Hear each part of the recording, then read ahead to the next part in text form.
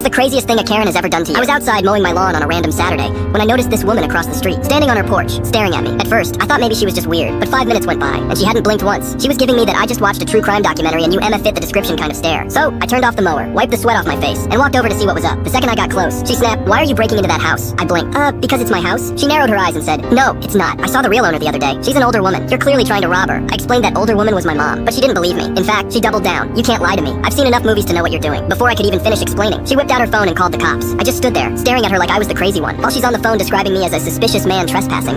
I'm standing there holding a lawnmower, wearing a shirt that literally said, "World's Best Son." 5 minutes later, 2 cop cars pull up, and she runs over to them like she just solved a murder case. "That's him? That's the man trying to rob that poor old lady's house." The cops walked over to me, trying their hardest not to laugh. Before I could even say a word, my mom came outside. She was wearing a bathrobe, holding a cup of coffee, and looking at me like I was the problem. She waved at the officers and said, "Oh, that's just my son. He lives here." Unfortunately, the cops turned back to Karen, and one of them said, "Ma'am, don't you have anything better to do with your life?" She didn't say a word. She just turned around and stormed back to her house.